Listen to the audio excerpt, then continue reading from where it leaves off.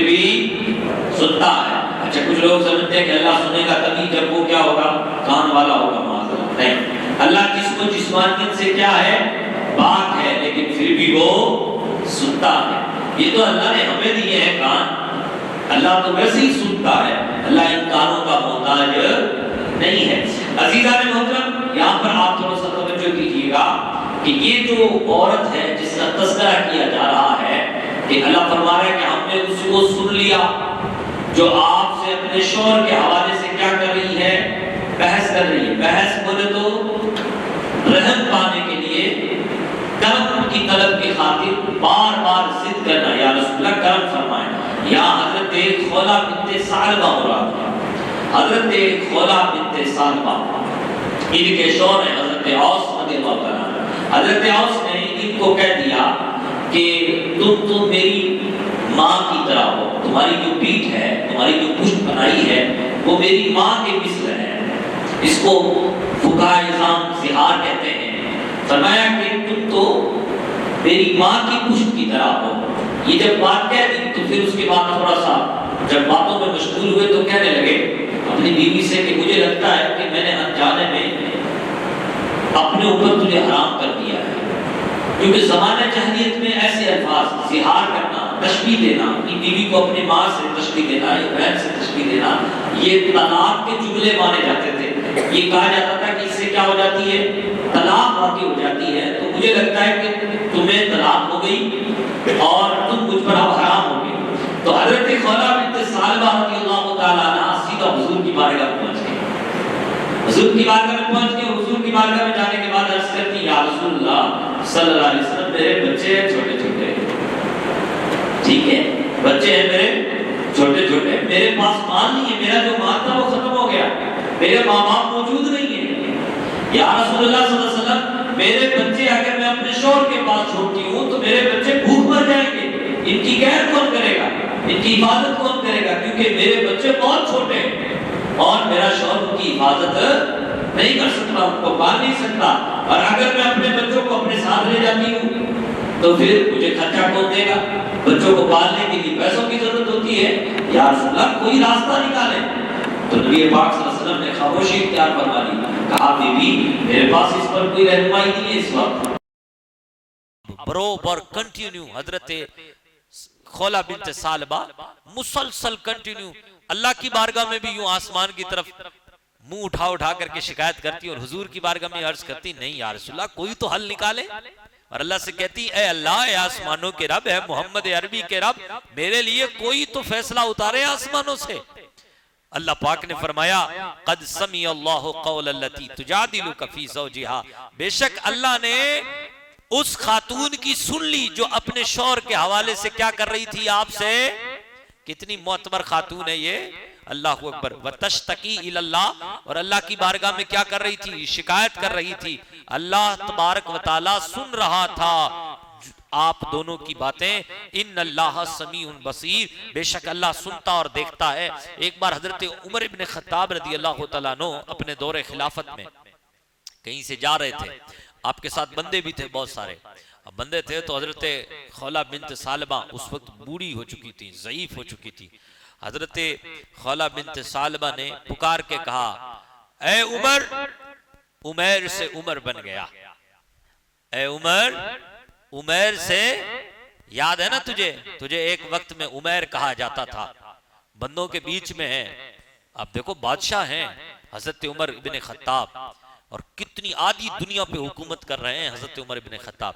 Casserole Keesara जिनके नाम से डरे हजरत उमर इब्न खत्ताब। दरियाए नील जिनका रुका पढ़ ले, आज तक किसी ने खत को पढ़ाया है दरिया को, लेकिन हजरत उमर इब्न खत्ताब का रुका दरियाए नील भी पड़ता है।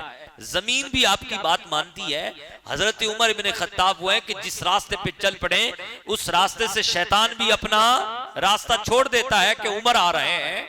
वो हजरत उमर इब्न खत्ताब रज़ियल्लाहु ताला अन्हु हैं, अल्लाहु अकबर, जिनके इस्लाम की कबूलियत के लिए मुस्तफ़ा ने दुआ की हो।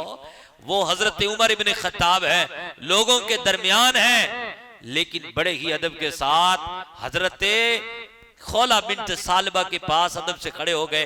और हजरत खौला बिन्त सालबा उनसे कहती जा रही हैं अब तो तुम उमर हो गए हो, उमैर से उमर बन गए, और अब उमर से तुम अमीरुल मोमिनीन बन गए।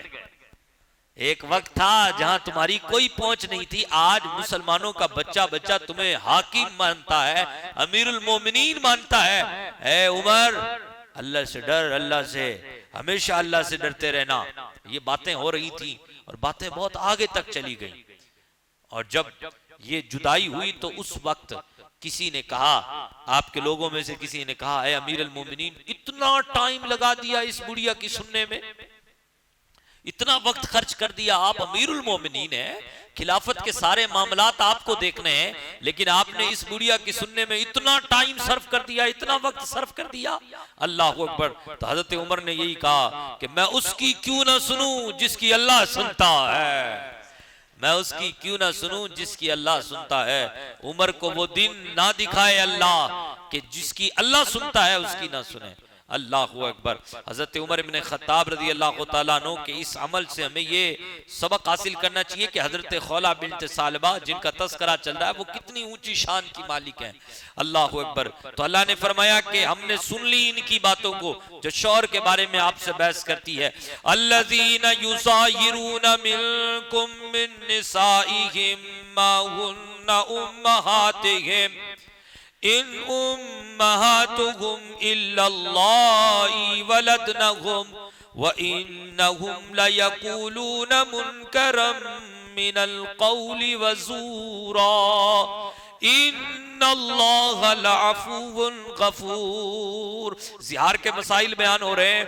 वो लोग जो तुम में से ज़िहार कर दें या अपनी बीवियों को अपनी माँ जैसे कह बैठे, तुम में वो लोग जो अपनी बीवियों को अपनी माँ जैसी कह दें, तो बेशक वो उनकी बीवियां उनकी माएँ तो नहीं है, उनकी बीवियां उनकी माएँ नहीं है, बेशक उनकी माएँ तो वो है जिन्होंने उनको जना है, इनकी माएँ तो वो है कि इनको जना है।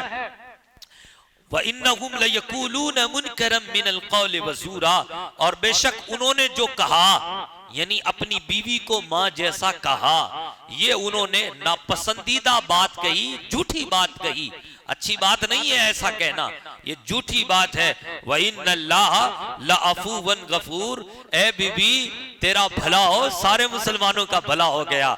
अल्लाहु अकबर। अल्लाह ने फरमाया बेशक अल्लाह बख्शने वाला है, माफ फरमाने वाला है। अगर हजरत खौला बिन्त सालबा हुजूर की बारगाह में इस तरीके से अर्ज गुजार ना होती और बार बार अल्लाह के हुजूर, अल्लाह तबारक व तआला की आसमानों की तरफ अपना मुंह करके अल्लाह के हुजूर ये शिकायत ना करती तो ऐसा हुक्म नहीं आता, फिर वही हुक्म रहता जो पहला हुक्म था। लेकिन अल्लाहु अकबर। अल्लाह ने फरमाया बेशक अल्लाह माफ करने वाला है, बख्शने वाला है। अब मजीद इस पर जो है ना तहकीम लगाई जा रही है, ज़िहार का हुक्म बयान किया जा रहा है। कहा जा रहा वल्लज़ीना युज़ाहिरून मिन निसाइहिम सुम्मा यऊदून लिमा क़ालू फ़तहरीरु रक़बतिन मिन क़ब्लि अन यतमास्सा। वो लोग जो अपनी बीवियों को अपनी माँ जैसे कह देते हैं, फिर उन्हें चाहिए कि वो जो है अपनी इस बात की तरफ ना लौटें, इस बात का इजाला करें। सुम्मा यऊदून लिमा क़ालू, फिर उन्हें चाहिए कि वो अपनी बात का क्या करें, इजाला करें, अपनी बात का दफा करें, अपनी बात की सख्ती को दफा करें। कहा कैसे? फ़तहरीरु रक़बतिन मिन क़ब्लि अन यतमास्सा, दोनों मियां बीवी आपस में मिलने से पहले एक गुलाम आजाद करें। क्या करें? एक गुलाम आजाद करें। अजीजा ने मोहतरम, यहां पर रुक करके मैं आपको दावत सुखन देता हूं, दावत फिक्र देता हूं। इस्लाम में यह तो मिलता है कि एक गुलाम आजाद करो, दो गुलाम आजाद करो, तीन गुलाम आजाद करो, और अगर ये अमल करोगे तो इतने गुलाम आजाद करने का सवाब तुम्हें मिलता है।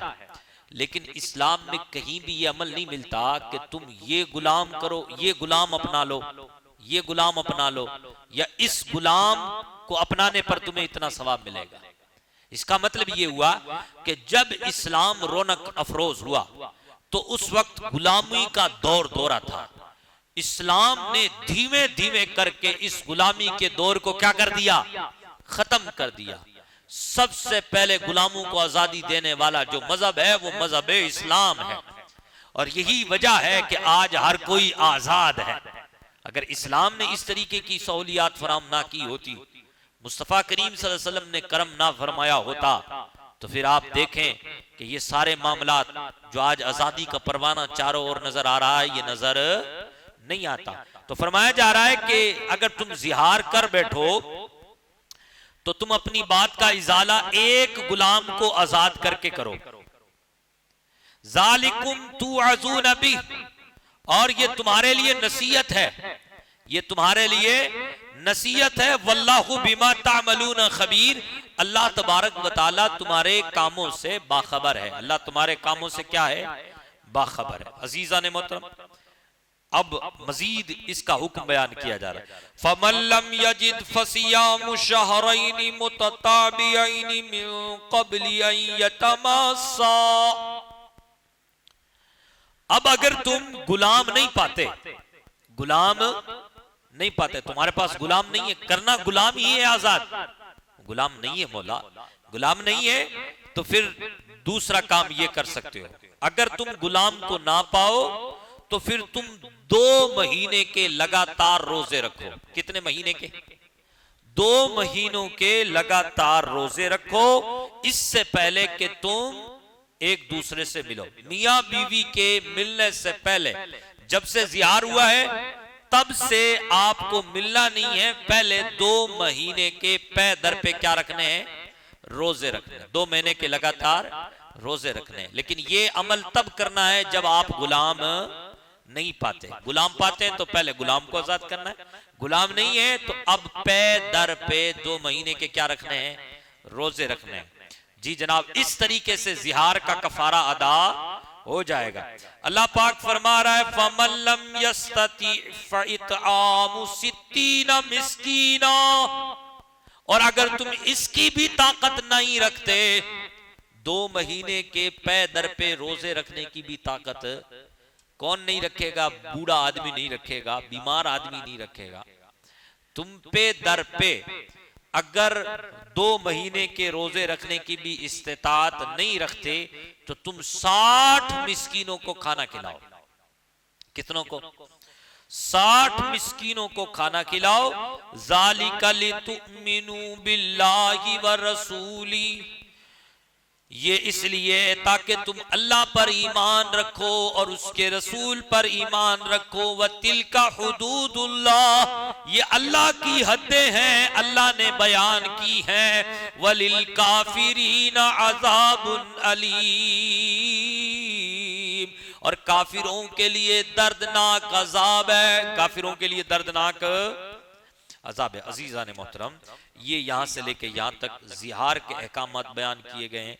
जिहार, आज भी अगर कोई जिहार कर दे तो उसको चाहिए कि बीवी से मिलने से पहले वो अपना कफारा अदा करे। कुछ लोग कर देते हैं, ये संजीदगी के साथ समझने वाली बात है, नस से साबित है।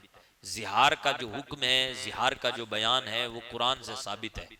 तो अब अगर कोई आज के दौर में भी जिहार करता है, तो अब गुलामों वाला दौर तो रहा नहीं, तो अब 2 में से एक काम आपको करने पड़ेंगे। या तो आपको पे दर पे 2 महीनों के क्या रखने पड़ेंगे, रोजे रखने पड़ेंगे। रोजे रखने की इस्तेताअत नहीं है तो आप वो दूसरा काम कर सकते हैं, और अगर है इस्तेताअत, आप जवान है माशाल्लाह, बूढ़े नहीं हुए हैं, तो फिर आपको 60 मिस्कीनों को खाना खिलाने की इजाजत नहीं है। पहले 60 रोजे रखने की, 60 रोजे, और 60 अगर आप 1 तारीख से शुरू कर रहे हैं, चांद की 1 तारीख से शुरू कर रहे हैं, तो 2 महीनों में जितने दिन आ जाए, 58 भी हो सकते हैं, तो 58 में से भी बात बन जाएगी। और इसी तरीके से 59 भी हो सकते हैं। मिसाल के तौर पे आपने 20 से शुरू किया, 15 दिन हो चुके थे तब शुरू किया, आने वाला महीना पूरा हो गया, वो 29 का था, तो अब आप 15 दिन और लगा दें, तो 15-15 बोले तो 30 और 29 कितने हुए? 59 हो गए। तो 1 महीना पूरा हो गया और बाकी 30 दिन पूरे हो गए। तो इस तरीके से भी आपको ये मान लिया जाएगा। लेकिन अगर आप बीच से और महीने के आगाज से शुरू नहीं कर रहे तो फिर पूरे 60 दिन आपको रोजा रखना होगा। ये पैदर पे रखना होगा, ये नहीं कि छोड़ छोड़ के रखें। तो ये जिहार के हवाले से ऐसी बहुत सारी बातें हैं ये मामलात में से आते हैं।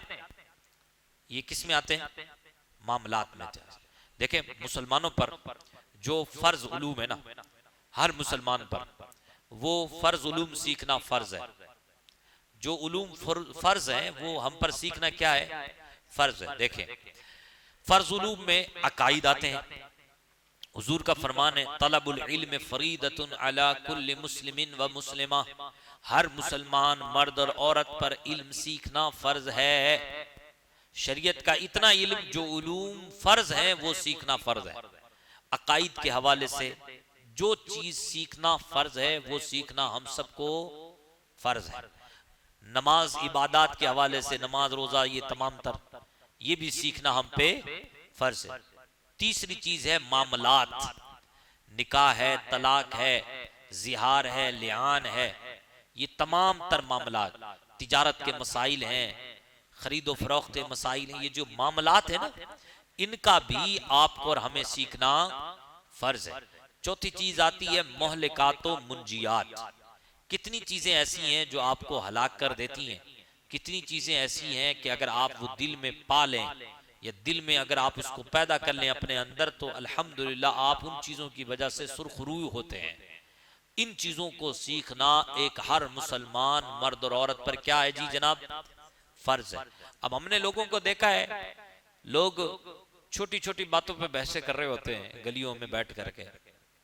कभी वलियों के नाम पर बहसें हो रही होती हैं, तो कभी रफ़े यदैन के होने पर ना होने पर बहस हो रही होती है, कभी जनाब आली हाथ कहां तक उठाएं इस बात पर बहस हो रही होती है। और ये सारे के सारे शैतान इतने बड़े होते हैं, इतने बड़े खबीस किस्म के लोग होते हैं ये सारे, कि इनको ना तो अकाईद का पता, ना मामलात का पता, ना जिहार का पता, ना लियान का पता, सिर्फ और सिर्फ फितने वाली बातें। सिर्फ और सिर्फ कौन सी बातें? फितने वाली बातें। तो जरूरत तो इस बात की है ना कि मुसलमान को चाहिए कि अगर वो इल्म की तरफ आया है तो ऐसी बातों की तरफ माइल ना हो कि जिससे फितना हो रहा है, ऐसी बातों की तरफ माइल हो कि जो अल्लाह ने, अल्लाह के हबीब ने हम पर सीखना फर्ज करार दिया है। इतना इल्म सीखना फर्ज है। अगर कोई बंदा नहीं सीखता तो वो गुनहगार हो रहा है। वो क्या हो रहा है जी? गुनहगार हो रहा है। अजीजान मोहतरम, ये ऐसे ही है जैसे नमाज आप पे फर्ज है, नहीं पढ़ेंगे तो क्या होंगे? गुनहगार होंगे। इसी तरीके से ये उलूम भी आप पे और हम पे क्या है? फर्ज है। तो जब फर्ज है तो हमें सीखना पड़ेगा, और जब तक जिए तब तक हमें ये कोशिश करनी होगी, और शरीयत हमसे ये तकाजा करती है कि हम सीखें। इसलिए आप ये ज़हन साजी कर लें कि इंशाअल्लाह हम फर्ज उलूम सीखेंगे इंशाअल्लाह। तो ये ज़िहार उन्हीं में से एक मसला है जिसको हमने बयान कर दिया। ऐसे बहुत सारे मसाइल हैं कि जिसको ज़रूरत है कि बयान किया जाए, और आपको ज़रूरत है कि आप उस पर कान धरें। अल्लाह अकबर। ये सूरह मुजादला है, और इसमें बहुत सारी बातें बहरहाल बयान की गई हैं। अल्लाह पाक ने अपनी कुदरत और अपनी वाजिबुल वजूदी का भी यहाँ पर बयान फरमाया है कि जब तुम दो बंदे सरगोशी करते हो तो तीसरा मैं होता हूं। जब तीन सरगोशी कर रहे होते हो, सरगोशी आपस में कानाफूसी करना, तो उस वक्त भी खुदा मौजूद है, उस वक्त भी खुदा का वजूद है। खुदा तबारक व तआला तुम्हारी इन तमाम मामलात से क्या है? वाकिफ है। यहाँ अल्लाह तबारक व तआला की कुदरत बयान की जा रही है, पर कुछ लोग दिमाग से नंगे हैं, कुछ लोग कुंद जहन है। कुंद जहन मोटे दिमाग के हैं, मोटे दिमाग के हैं, और वो ये भी कहते हैं कि देखो तीन सरगोशी कर रहे हो तो चौथा कौन होता है? अल्लाह। दो सरगोशी कर रहे हो तो तीसरा कौन होता है? अल्लाह। इसका मतलब हुजूर इन तमाम चीजों को नहीं जानते। ओ भाई, कहां की बात कहां फिट कर रहा है? ये आयत तो हमें ये कह रही है कि अल्लाह तबारक व तआला वाजिबुल वजूद है। अल्लाह तबारक व तआला को वाजिबुल वजूद मानना है कि अल्लाह तबारक व तआला की वजूदियत, अल्लाह तबारक व तआला की मौजूद होना ये बिल्कुल जरूरी है, कंपलसरी है। अल्लाह है। अच्छा, अब अल्लाह के अलावा कोई भी मुसलमान किसी को भी वाजिबुल वजूद नहीं मानता। अब हुजूर पाक सल्लल्लाहु अलैहि वसल्लम इन तमाम कैफियत को जानते हैं, तो अल्लाह की अता से जानते हैं, फरिश्ते भी हुजूर तक मालूमात पहुंचाते हैं। अल्लाह तबारक व तआला की अता से है यह सारा सिलसिला, ना कि कोई बंदा, कोई मुसलमान हुजूर को वाजिबुल वजूद मानता है। हुजूर को भी कोई भी मुसलमान वाजिबुल वजूद नहीं मानता। तो यहां तो अल्लाह की अजमत बयान की जा रही है, लेकिन हमारा कुंद जैन भाई क्या कर रहा है, इससे हुजूर की ताकत का इनकार कर रहा है, जबकि सरी फरमान हुजूर का मौजूद है कि बेशक अल्लाह ने मेरे लिए जमीन को समेट दिया। इन्नल्लाह रफ़अली, इन्नल्लाह कद रफ़अलिया, कि बेशक अल्लाह ने मेरे लिए जमीन को समेट दिया। अना अंजुरु इलैहा व इला मा व इला काइनुन फीहा इला यौमिल क़ियामा, मैं उसकी तरफ, यानी मैंने दुनिया को पूरी को मेरे लिए समेट दिया और मैं दुनिया को देख रहा हूं, और दुनिया के अंदर जो कुछ कयामत तक होने वाला है मैं उसको भी देख रहा हूं। और कैसे देख रहा हूं जानते? अंजुरु इला कफ़ी हाज़ी, मैं ऐसे देख रहा हूं जैसे मैं अपनी इस हथेली को देख रहा हूं। तो ये अल्लाह की अता से मुमकिन है ना। हुजूर ने खुद पहले फरमा दिया कि बेशक अल्लाह ने ये कमाल मुझे अता फरमाया है। तो वाजिबुल वजूद कोई भी हुजूर को नहीं मानता। ये जो हुजूर को मालूमात है ये अल्लाह की अता से, जो वाजिबुल वजूद है वो जात अल्लाह की है। तो ये आयत नबी की शान घटाने पर फिट करना किसी भी एंगल से ये इंसाफ का तकाजा नहीं है, और ये बात दुरुस्त नहीं है। अल्लाह पाक हम सबको जो है ना अक्ल सलीम अता फरमाए। अजीज़ान मोहतरम, सूरह हशर शुरू हो रहा है। सूरह हशर जो है ना, ये सूरत, इसकी जो आखिर की 3 आयतें हैं ना, आखिर की 3 आयत, इसकी बड़ी फजीलत है, इसकी बड़ी फजीलत है। और इसकी जो आखिर की 3 आयतें हैं वो जनाब अली यहाँ से शुरू होती हैं, हुवल्लाहुल्लज़ी ला इलाहा इल्ला हु से, आलिमुल गैबी व शहादा से, और फिर उसके बाद हुवल्लाहुल्लज़ी ला इलाहा इल्ला हु, और उसके बाद ये आखिर वाली, यानी गोया के सूरह हशर की आयत नंबर 22, 23 और 24, इसकी जो फजीलत है वो बेशुमार इसकी फजीलतें हैं। एक बार नबी आज़म सल्लल्लाहु ताला अलैहि वसल्लम का इस पर फरमान भी मौजूद है। प्यारे आका रसूल अकरम सल्लल्लाहु ताला अलैहि वसल्लम ने इरशाद फरमाया कि जो बंदा इसको पढ़ेगा ना रोजाना तो वो जन्नत में दाखिल होगा। और इस तरीके से और भी बहुत सारी फजीलतें, यहाँ पर एक फजीलत अर्ज करता हूँ जिसको आप तवज्जो के साथ समाअत फरमाएं, जो हदीसों में मौजूद है। दुरूद पाक पढ़ लें, अल्लाहुम्मा सल्ली अला सय्यिदिना व मौलाना मुहम्मद व बारिक व सल्लिम सलातु व सलामुन अलैका या रसूलल्लाह।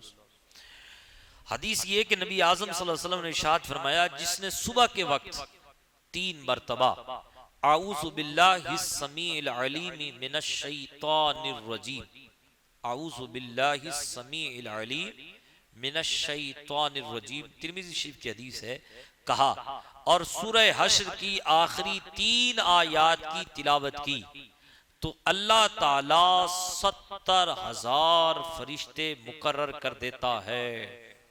70,000 फरिश्ते मुकर्रर कर देता है जो शाम तक उसके लिए मग़फ़िरत की दुआ करते रहते हैं, जो शाम तक उसके लिए मग़फ़िरत की दुआ करते रहते हैं। और अगर वो उसी दिन इंतकाल कर जाए तो शहीद का दर्जा पाएगा।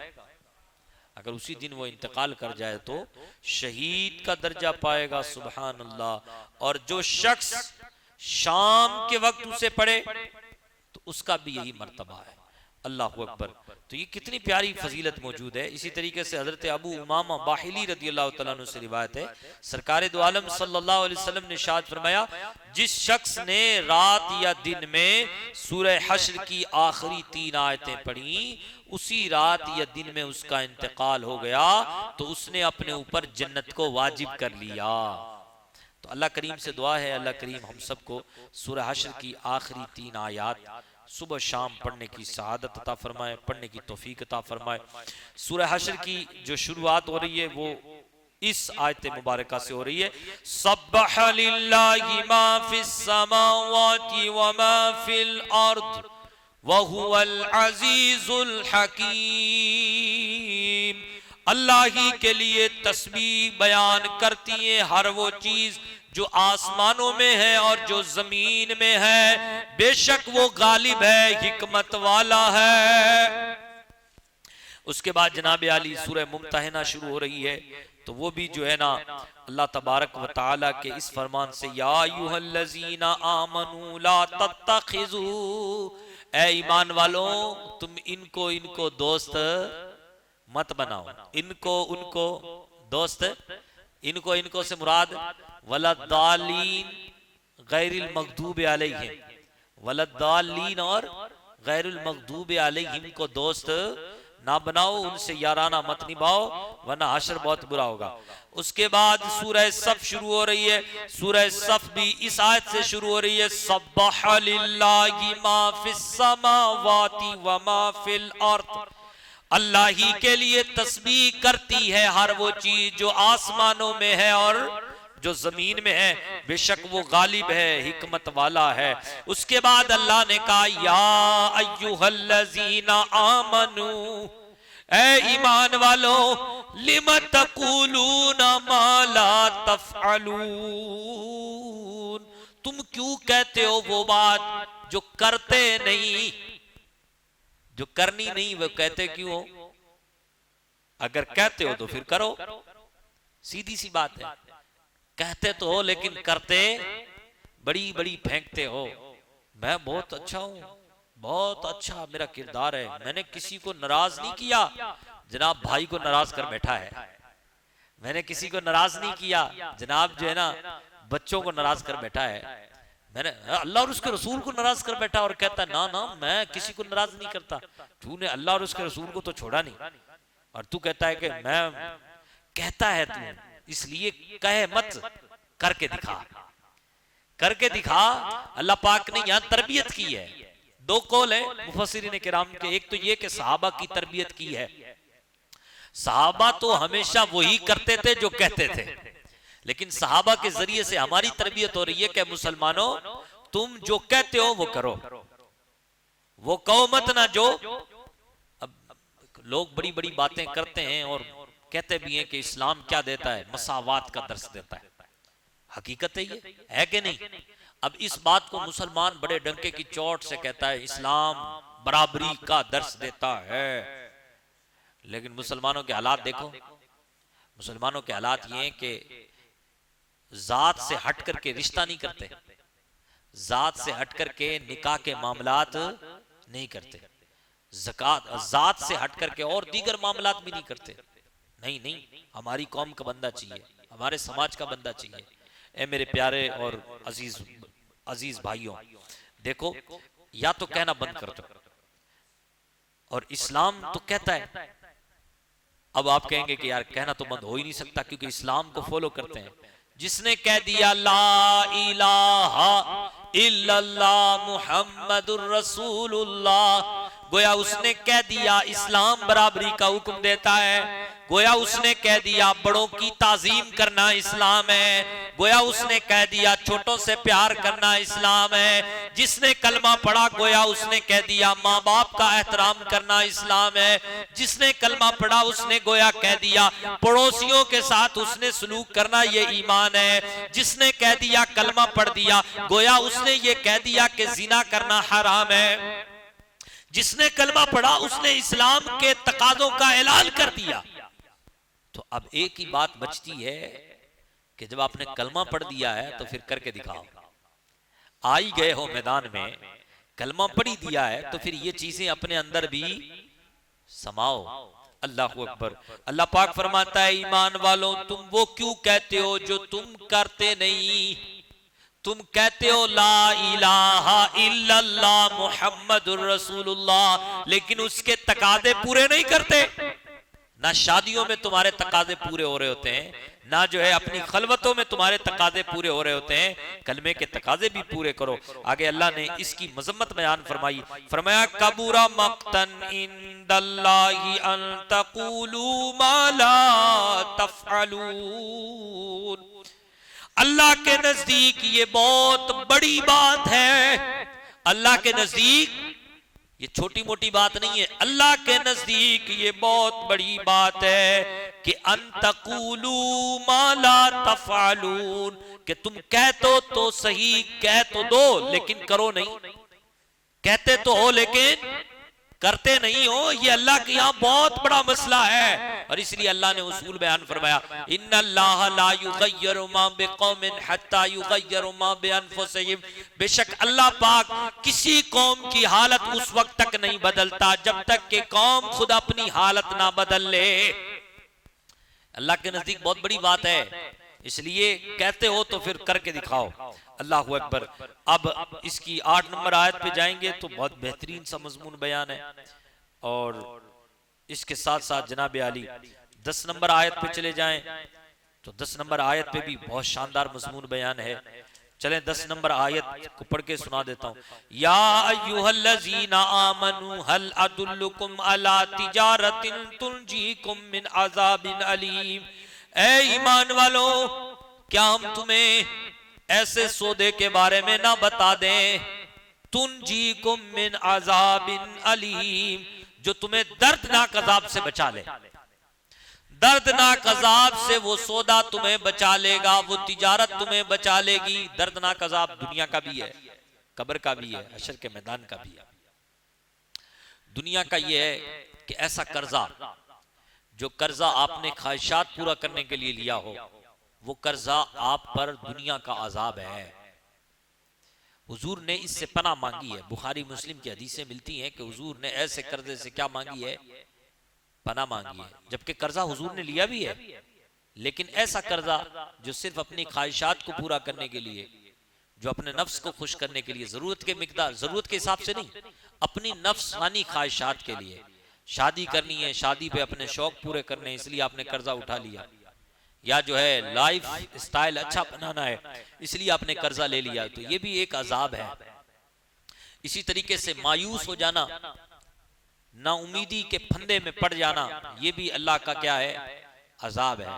इसी तरीके से दीनदारी का खत्म हो जाना, ये भी क्या है, अल्लाह का अजाब है। अल्लाह जिससे नाराज होता है उससे दीनदारों की रौनक छीन लेता है, दीनदारी की बरकतें छीन लेता है, ले लेता है वापस। तो जनाब आली ये सारे के सारे क्या हैं, अजाब हैं।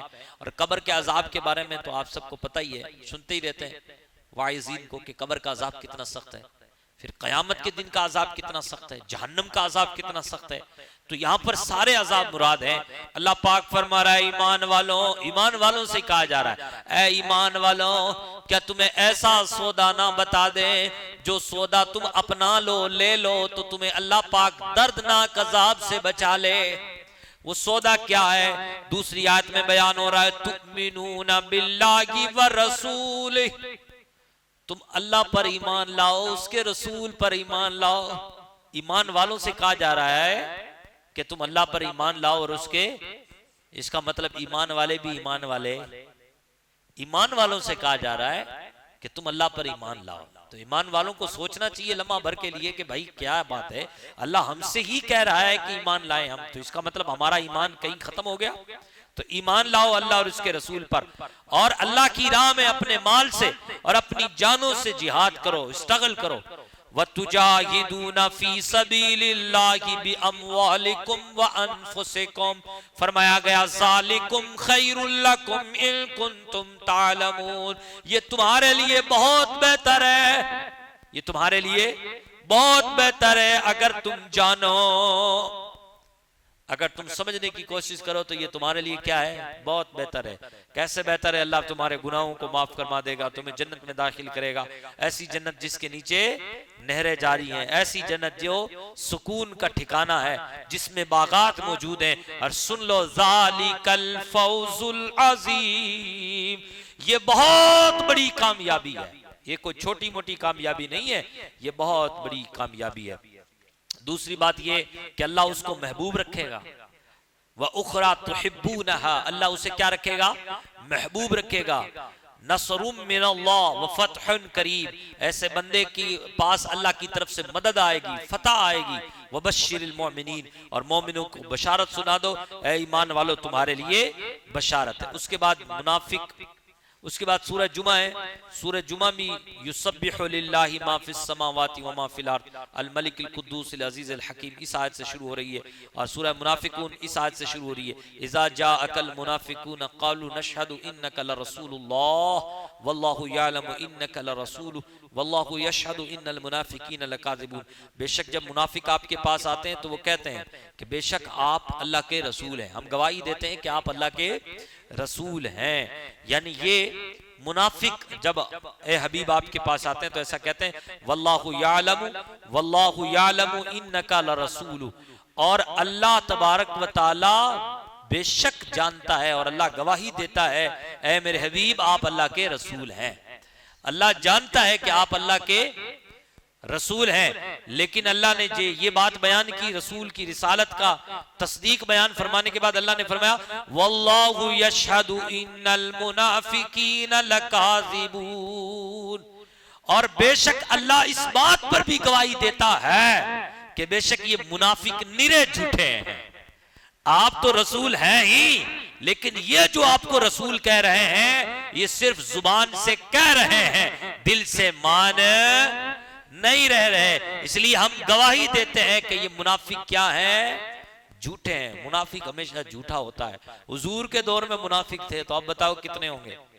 बरसात में मेंढकें जैसी नहीं आ जाती, या बरसात में वो रेशमी किस्म का एक कीड़ा जंगलों में और साफ मिट्टी में ज़हूर पजीर हो जाता है, या चलो पतंगों की तरह देख लें, जब बरसात के मौसम में लाइट पर पतंगे नहीं आते, कीड़े मकोड़े आ जाते हैं, इतने कीड़े मकोड़े नहीं आते जितने कि हमारे माशरे में इस वक्त मुनाफिक हैं। मुनाफिक वही होता है जिसका जाहिर और बातिन एक सा नहीं है। दो टोक लफ्जों में समझे, मुनाफिक कौन होता है? जिसका जाहिर और बातिन एक सा नहीं है, वो मुनाफिक है, पक्का वो मुनाफिक है। और अल्लाह तबारक व ताला हम सबको निफाक से बचाए। निफाक का एक बेहतरीन सा इलाज है, वो ये कि नबी पाक ने फरमाया तुम रोजाना मुझ पे 100 बार दुरूद पढ़ो। कितनी बार? 100 बार दुरूद पढ़ो। अल्लाह पाक तुम्हारी पेशानी पे लिख देगा, तुम्हारे आंखों के दरमियान लिख देगा कि ये बंदा निफाक से भी आजाद है, जहन्नम की आग से भी आजाद है। अल्लाह करीम हम सबको इन बातों पर अमल करने की तौफीक अता फरमाए, कुरान पढ़ने समझने की तौफीक अता फरमाए। अल्लाहुम्मा सल्ली अला सय्यदिना व मौलाना मुहम्मद व अला आले मुहम्मद व अस्हाबिही अजमईन। मौला करीम अपने करम से, अपने फजल से, अपने हबीब के सदके हम गुनहगारों की कोशिशों को अपनी बारगाह में कबूल व मकबूल फरमा। मौला हमारे गुनाहों को माफ़ फरमा, अपना फजल फरमा, अपना करम फरमा, अपने हबीब के सदके, अपने प्यारों के सदके मौला पाक, अपने नेक बंदों के सदके मौला रमज़ान के सदके हम सब की मग़फ़िरत फरमा। अहले फ़िलिस्तीन की गैब से मदद फरमा, मज़लूमों की मदद फरमा, ज़ालिमों को नीस्त व नाबूद फरमा। मौला पाक अपना फजल, अपना करम हम सब के इल्म में, अमल में, रिस्क में खूब बरकतें अता फरमा। मांगना नहीं आता फिर भी मांगते हैं मौला, अपनी अता से, अपने फजल से, अपनी शान करीमी से हमें अता फरमा। इन्नल्लाह व मलाइकतहु युसल्लूना अलन नबी या अय्युहल्लज़ीना आमनू सल्लू अलैहि व सल्लिमू तस्लीमा। अल्लाहुम्मा सल्ली अला सय्यदिना व मौलाना मुहम्मद व अला आले मुहम्मद व अस्हाबिही अजमईन। सुब्हान रब्बिका रब्बिल इज्जति अम्मा यसिफून व सलामुन अलल मुरसलीन वल्हम्दुलिल्लाहि रब्बिल आलमीन।